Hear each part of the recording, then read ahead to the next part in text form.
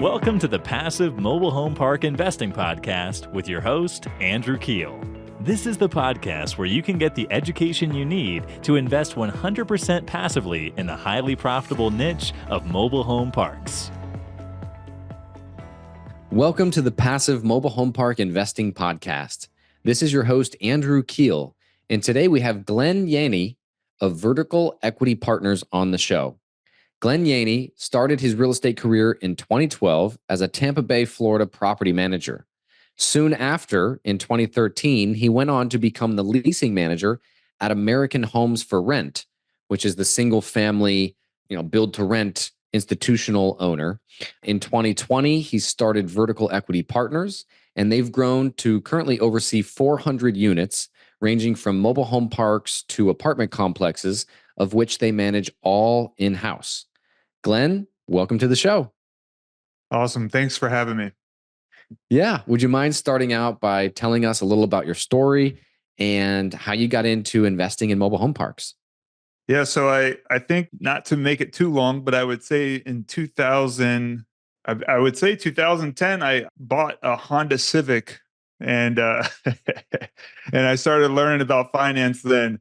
I had a 23.9 interest rate, and wow, at that time it was the highest legal interest rate you could pay. And I quickly learned that $400 a month, $350 was going towards interest, and $50 was going to principal.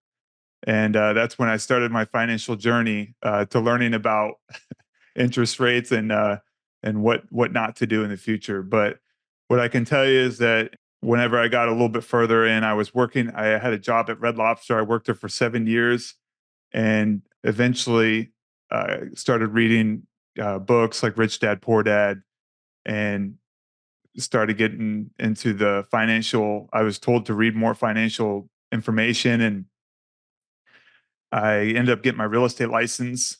And I was working at Red Lobster, and I was working for a small property management company. And at that time, I would try to get like a first-time home buyer to go find a house. And it was 2012, and I would show up to the house, and the house would already be under contract at that time. And we found that there was a lot of institutional buyers at that time cleaning up, the wreckage of 2008. And the perfect house to buy would be like $150,000 to $200,000 house. And these buyers were ready to buy, but they were working with financing, and the buyers, obviously you have an institution that's paying cash. So what I started doing is I started pivoting to make money in real estate. Is I started showing rental houses. And what I found was that this one company was paying about $1,000 commission for every time you would lease a house. And when I worked at Red Lobster, my highest, like my average pay would be about $1,500 a month. And when I started finding these listings that were paying $1,000 per listing, I ended up making $15,000 in 1 month. And that was the beginning of me. I did that for about 2 months, and I decided that if there was a time to leave my serving job, it was then. And the company American Homes for Rent ended up recruiting me. That was the beginning of getting into the institutional property management. Through all of that, I started finding mentors, which were very helpful. I had one friend that had about 2,000 units in apartments, and I would call him to complain about the things that were going on at work, why we aren't leasing units and why they won't lower prices. He was an asset manager of 2,000 units, and he would say, well, maybe they're just trying to discover the rents. They don't know what the rents are really, because single family homes have always been, mom and pop. So it's like you don't really know what single family home rents are until you let them sit out there long enough to see what they'll pay, because there's so much inventory. And so small things like that. And then I would go back to work, and then I would mimic what he just said to me, to my bosses, and then started moving up the ranks, and, worked there for 9 years. And right at the very tail end, COVID happened, and we ended up consolidating management. And I actually was able to be, leasing manager of Florida, where we had about 13 leasing agents, and I was in charge of, managing it. It kind of turned into a call center job. And through that, I kind of learned how to build systems, and it really just taught me how to manage like a call center, which it was a grind for sure, sitting at my computer the whole time. But Let me jump in here. Let me jump in here real quick if I could, because this Go is an ahead. amazing story. So American Homes for Rent, I see their trucks all over town. I live in Orlando. Oh yeah. They're all over the place, right? Yep. And I'm not sure how many, right? But how many single family homes approximately do they own? So in Florida, it's about 9,000. When I left, it might be more or less, but 9,000 in Florida, about Wow. 55,000 in the country. 9,000 in Florida, Yep. 55,000 in the US. Yes. Wow. So I have pretty strong feelings on this. I actually think that institutional capital owning that many housing units is not a good thing, right? Like, and who owns American Homes for Rent? Is that Blackstone? Well, it started with the founder of Public Storage, the second biggest self storage REIT, and I think I think it is the biggest REIT, self storage REIT in the country, in the world.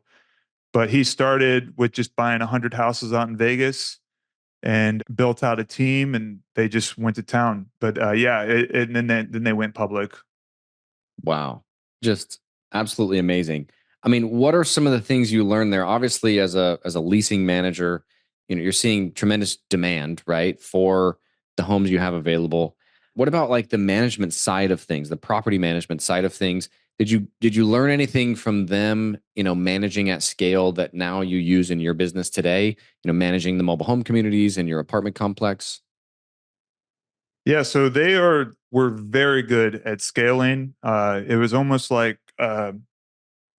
multifamily is still a lot of multifamily management, even at the 2,000 to 5,000, is still somewhat mom and pop. But this was like a very institutional structure, and what they would do is they would have streamlined for every single job there was. So for instead of having like a property manager wear all the hats. They had a leasing department, they had a maintenance department, they had a property manager, and then they had a call center that had all the inbound calls come in, and then they would field them through.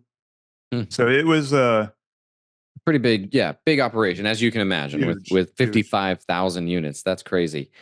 So how did you get to mobile home parks? Like, how do you go from that corporate America gig, private equity, managing leasing manager of Florida, which is, oh my goodness, 9,000 units. How do you go from that to mobile home parks? Like, how'd you hear about them?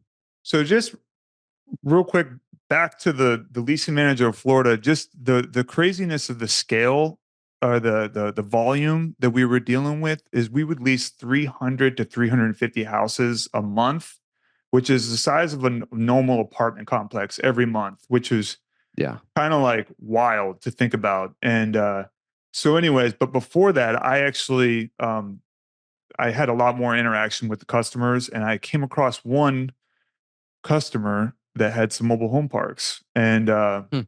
he had a bank statement that showed that he was pulling in $60,000 a month, and my mind was blown. Like it was very rare to see anybody over 20,000. And then I saw this one guy come in. He didn't look like somebody that he didn't look the part that what you would think somebody making 60,000. I thought that was unheard of, or it was unheard of. And So I started asking him, and he showed me his bank statements to get approved, and there was all these small transactions going into his bank account, and I couldn't figure it out. And then I just finally asked him. I said, what do you do?" And he's like, "Oh, I manage mobile home parks." And I literally thought to myself, "Is this guy living on site? Like, what's happening here?" I didn't couldn't put two and two together. But so, anyways, I kept it pretty professional. I didn't go too far into it, but I did follow up with him after the fact to talk to him about mobile home parks and how he got there. And And he was renting a house. He was interested in renting a house from American Homes for Rent. there's more to the story, but it was for I guess we'll call it a significant other, and he was Okay. rented a house. Yeah, so he ended up yeah, I Divorced, guess probably. he actually didn't qualify. It was funny. He didn't qualify, so it was a little weird, but Wow. It was one of those things where I'm like, hey, you're not qualified, but we could be friends. Yeah. So, anyways, I ended up following him around. He was like literally on the ramp up of his career. Whenever I think he went from like being like, as to come up, you're putting all your money into all of your real estate. You don't have any money, and I think it was just getting to the point for him where he started taking off with his portfolio, and I pretty much would, on my days off. My days off were like kind of weird, so I'd have like days off during the week, and I would take my days in the middle of the week to meet with this guy, and I would ride around with him to his mobile home parks. And And this was where at? Is this in this Tampa? is Like around Plant Tampa? City, yeah, Plant City. Wow. And the thing he has that a lot of guys don't is that he actually has almost all of them in one area, like Plant Mm. City and Gibsonton and Tampa Metro, but really not far out. We call it the Plant City Metro. It's not even much further Mm. than that. He didn't have anything too much. Everything was 30-minute drive. And What kind of parks are these? Like what quality? Like what do they look like? they're family parks. We'll call them C class or Mhm. C minus. Overall, they were his Yeah, affordable model. housing. Affordable housing. Affordable housing. Yep. Mhm. He didn't do any park owned homes. He just did lot rents, and he would just drive around, and we would look at a lot of construction. A lot of these were people were moving out, and he was just renovating them, and had crews that were doing it at the time, and I would just follow him. Yeah, that was how I got into it. He ended up having his two first parks that he ever bought was a 3-unit and a 9-unit mobile home park, and they just happened to be a block away from each other. And he sold me the 3-unit first, seller financed, and then I think I put 10% down, seller financed, and then he gave me another one, seller financed, and that one was I think 350,000. So I ended up putting $25,000 down for that one, which is kind of unheard of to put have minimal Yeah. down, but he was kind of helping me out and gave me, pretty What a good crazy financing story terms. though, right? Like somehow this guy was applying for Yeah. a for a rental unit from American Homes for Rent and somehow weirdly didn't qualify. It wasn't for him, it was for a significant other. Didn't qualify. You became friends and he helped you get into the business. Like literally to the extent where he's selling you his parks, some of his mobile Yeah. home parks. Yeah. Wow. And really, it was the launching pad that helped me become financially independent. Those two parks. I mean, I had some real estate, I had some condos, and then I sold those, traded up to a little bit like a townhome, and I bought a couple single family homes, and but the cash flows were just not equivalent to Yeah. these 12 units that I bought. So tell us about your portfolio. So those are pretty small parks. You have 400 units. So you've grown, beyond that. Are they all around Tampa? Are they a lot of small parks? You have some bigger ones. What does your portfolio look like? Yeah, so all of our portfolio is in the Tampa MSA. We have they're all within an hour drive of each other.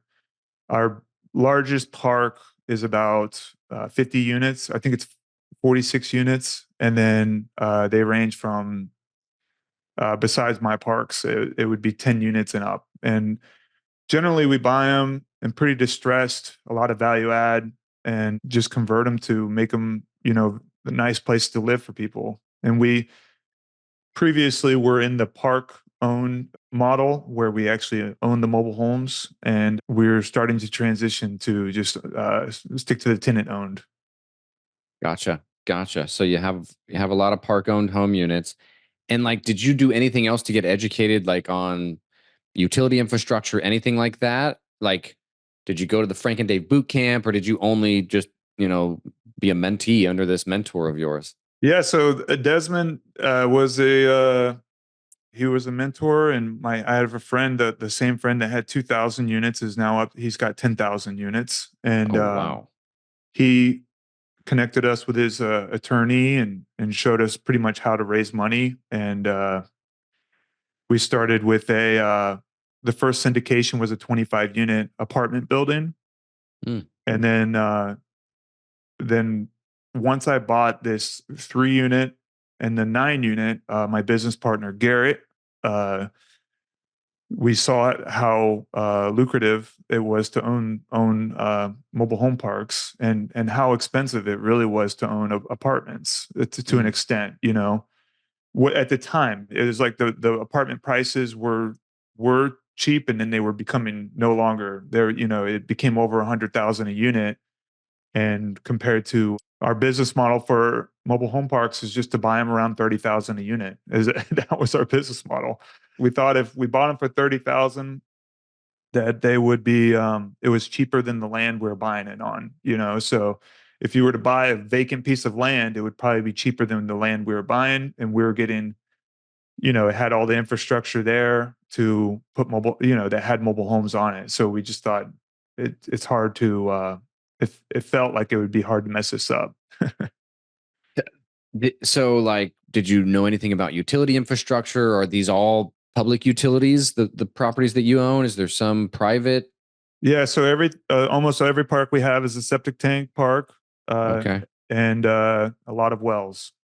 A lot of well and septic, and how have those fared? Have you had any big learning experiences? Oh yeah, definitely. I mean, I didn't know what a leach field was when I started, and we bought this one park. We went to the health department, asked them about really if there's any violations, and there was like, no, there's no violations. And then like the day after we closed on the place, they're like, yeah, there's actually this septic tank actually needs to be fixed or replaced, blah blah blah. And then we found out that it was you know just a $40,000 septic tank, on a Oh my goodness. yeah. So that one we learned on that one.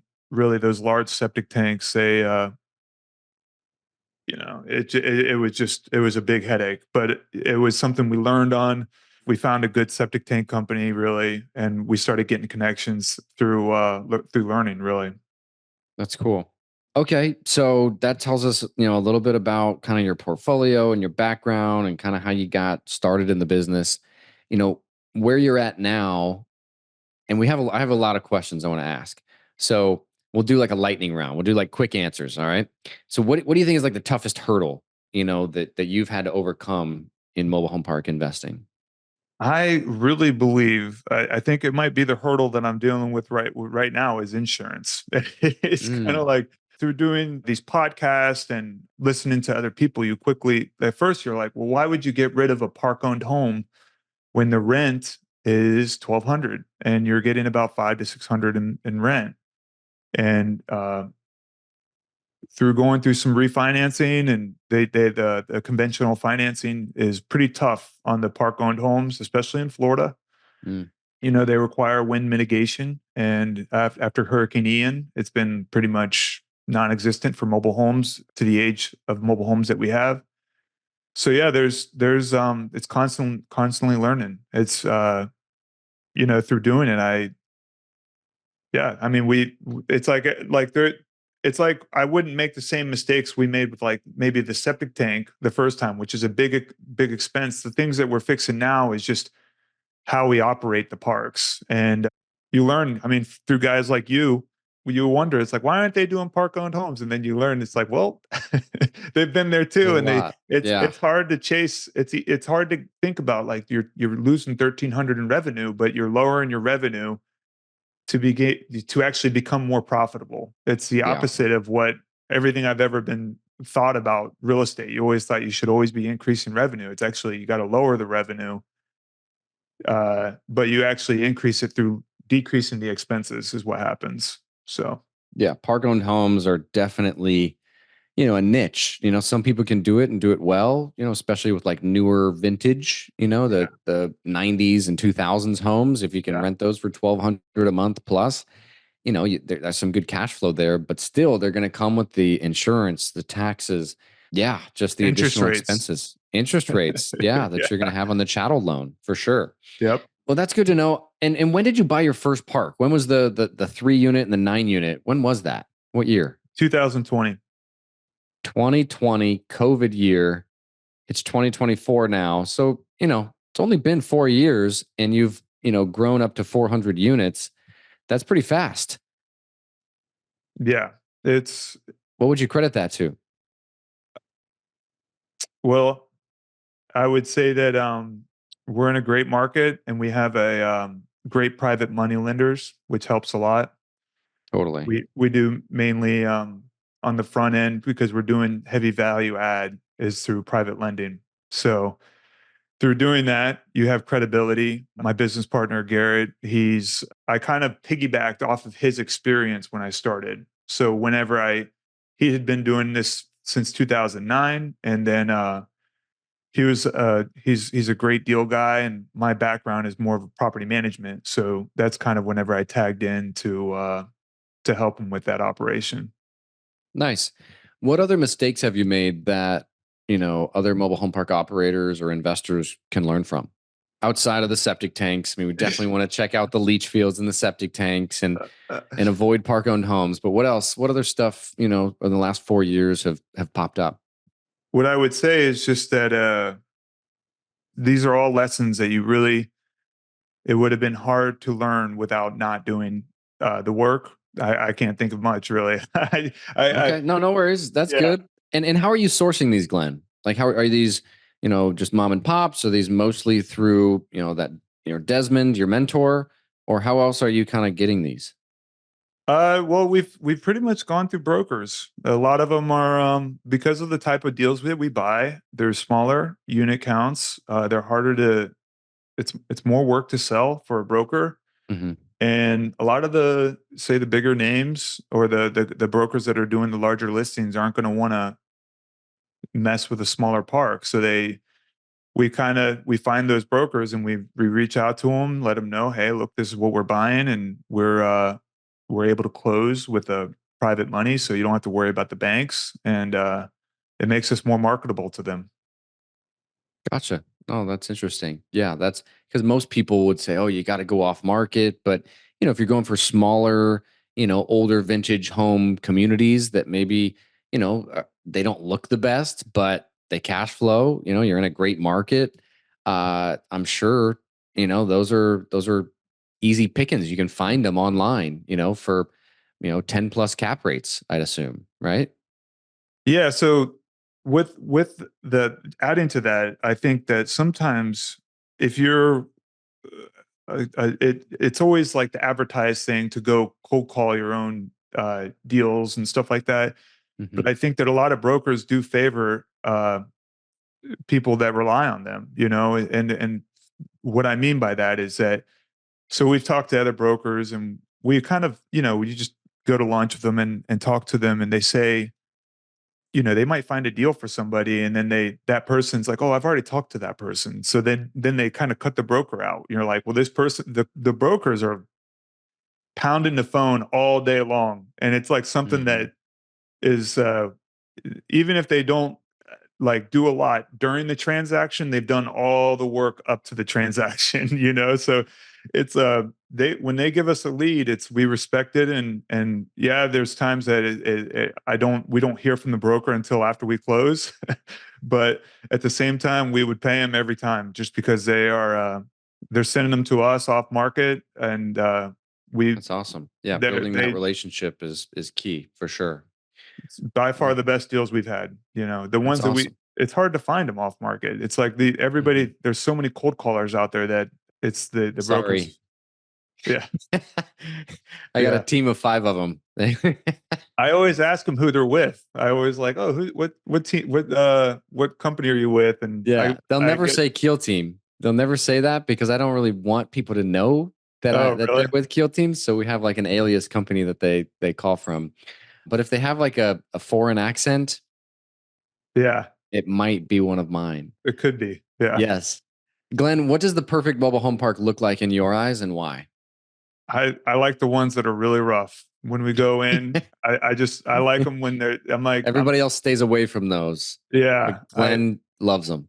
yeah, I think I welcome them with open arms. I really believe that's where the value is. I think kind of like when we had the conversation a couple days ago, Hmm.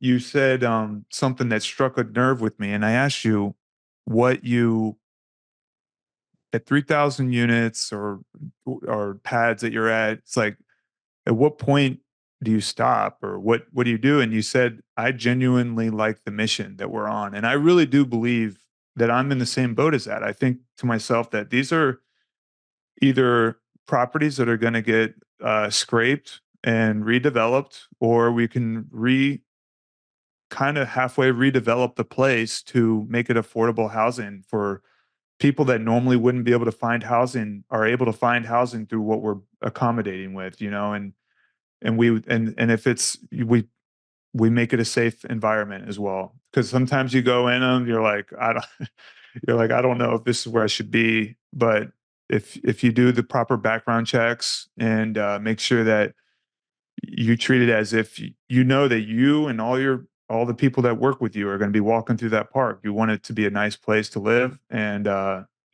would, I just want it to be, go to bed at night knowing that I've done the right thing. So We just did a study that went all the way through last year because we were trying to identify our turnover and what the avatar tenant looks like that's turning over, like that gets into a home and then decides to leave eventually. What we found out is like only 25% of the tenants that turned over were people that we put in the homes. The majority of the tenants that are turning over, that are like leaving the homes, are legacy tenants that were with the old owner, and you know they don't want to follow our new rules. Yes, the lot rent has gone up, but modestly, but they think that that's the end of the world. And I think some people, like, the bad eggs just kind of get filtered out over time, and that's really speaks to the asset class of, like, hey, like the stickiness of the tenant that stays a long term. I think good management can promote that, where these legacy, you're buying from mom and pops that own one park, and maybe they started to get lazy with managing it later into their retirement years, and it shows. And then yeah. that's where these bad eggs kind of slip in. But I applaud you for that. Like, it's about the mission, right? Like, it's like, hey, we're out here providing affordable housing to people that desperately need it. And in Tampa, in the Tampa MSA, I mean, I've been over there. It's packed. I mean, it's what a great place to live. You're so close to the Gulf. Yep. It's awesome, but definitely you need a place for service workers and affordable housing for sure. So that's huge. Let me ask you this, Glenn. I ask this to every guest.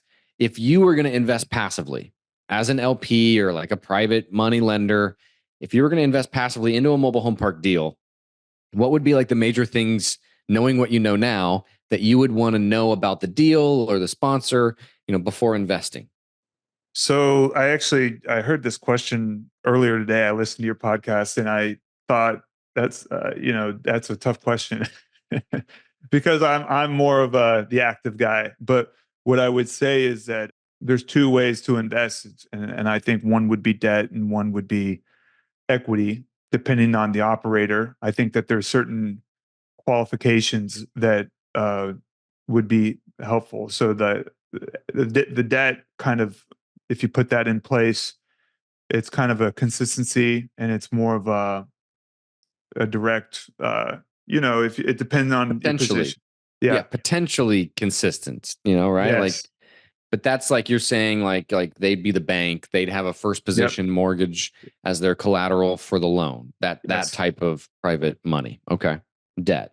And then you have to have I would say that I would focus more on the operator than the deal itself, just because if it doesn't matter how good the deal is, if the operator is, just not, doing their, fiduciary duty. So I like to hear the good and the bad. So if somebody tells me that there's everything good that's happening and nothing bad, it kind of makes me think that there's probably a lot going on. So I like to That's a hear a good little point. bit of the Yeah. rough spots, and I'm kind of that way. I'll tell you that there's struggles, and what I would say is what we've done to overcome those, and obviously to try to put backstops in those places to not do that again. So Yeah, there's always hair on the deal, right? I've yeah, never seen a deal that was like 100% clean. So I think that's a good question as an LP to ask an operator, is like, hey, what's the hair on this thing? Like, bring it up yeah, to the top. I don't want to sift through your 40-page offering, slide deck. Tell me what's the hair on the deal right away, right? I think that would just save a lot of time, and then you can decide, right? Because like I have a sticky note on my monitor right here, and it says, "What does the deal hinge on? What's the biggest risk? Identify this first." And then it has, that was a Sam Zell. That was one Yeah. of his big things. And I think you could save yourself a lot of time, underwriting and doing all this stuff behind a computer screen, researching and doing due diligence. If you just think about, hey, what's the deal hinge on? Is the market small? Are the homes in older vintage? Is there a lot of park owned homes? Do you have to increase rents $100 the first year to make the numbers work? Like you're going to know that with just doing the quick value, underwriting. So just identifying that first, I think is huge. So that's a good point. Yeah. What's the hair on the deal? Let's identify that first. So Glenn, obviously the economy is in a weird place right now. Interest rates are, fairly high compared to the mean. What do you think the future holds, and how do you think MHPs can fit in with that? I think there's still an adjustment to mobile home parks, as in not price wise, but with rents going up the way they have, I don't think that those are coming down. Like everybody, if you read the headlines, they say rents are going down. I don't see rents going down. And what I would say with mobile homes are obviously the as everyone that probably listens to this would agree, is just that it's it is affordable housing.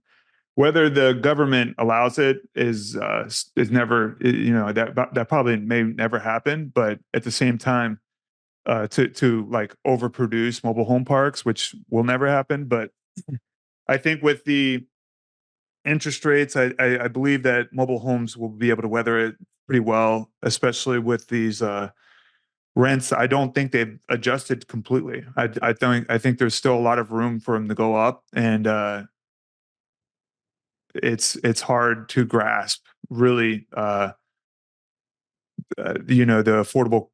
affordable crisis we're in right now. So Yeah, there's a lot of demand. We listed one of our brand new homes the other day in Michigan, and we had like over 25 people the first day reach out. It's just it's amazing, right? The demand is there, but then when you vet 25 people and you look through all the applications, you find that there's a lot of people with bad credit history. There's a lot of yeah, people that don't have I would say consistent income, right? Like they've kind of bounced around the last few years with COVID and things like that.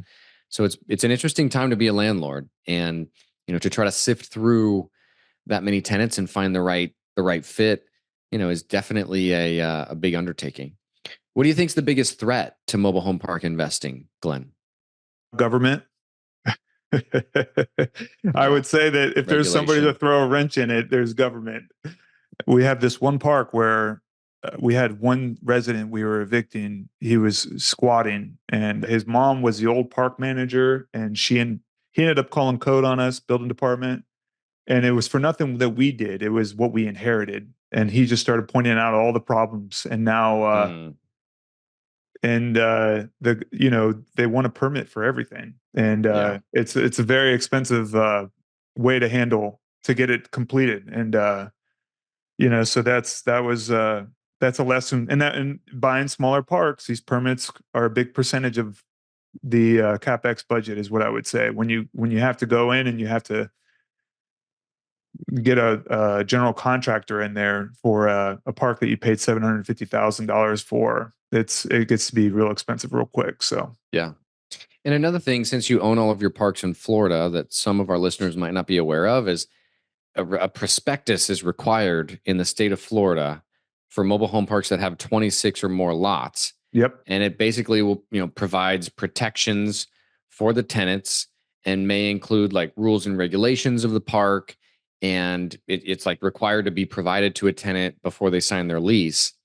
And some prospectus will have like limitations on the rent increases and what you're going to get from that. And if you have a laundry facility on site and it's in the prospectus, you can't like come in and shut down the laundry facility. So maybe you can tell us about your experience with this prospectus and what you've run into.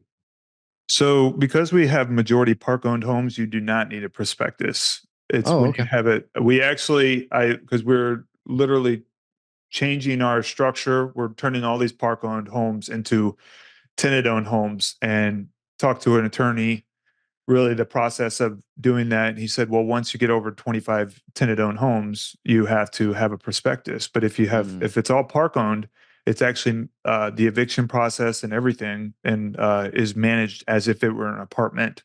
So yeah, that's kind of the difference. We would have to create a prospectus. Our attorney, we got on the phone with him yesterday, and he was going through the each park that we were thinking about converting, and there weren't any prospectus because they've been park owned forever. And so anyways, I guess the law started in 1984. So I guess before that it could have been different, but at its current, since 1984, they've never had over 25 units that were tenant owned.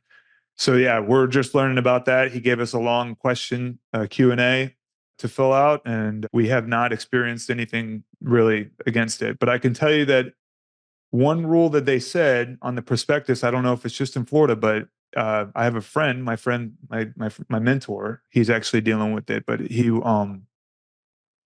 if your resident, it's the person you sell the mobile home to, has to receive a prospectus. But if the person that sells, if say I own the mobile home, I'm not the landlord, I'm just a mobile home owner, and I sell it to somebody, the prospectus is not required to be given to that new resident, is what we found out. Well, my attorney told me, because they're in the middle of like an eviction, they're challenging it, but the person that's being evicted was sold the home by a tenant, and they didn't have to receive a prospectus. Is a short story. So That's interesting. Yeah, because when I was doing the Lonnie dealing around Florida here, I kind of ran into this because it was an interesting scenario, because I was buying just the homes and like talking to the different park owners, and through that, since I wasn't living in the homes, I was an investor, we had to figure out a workaround around all of that. But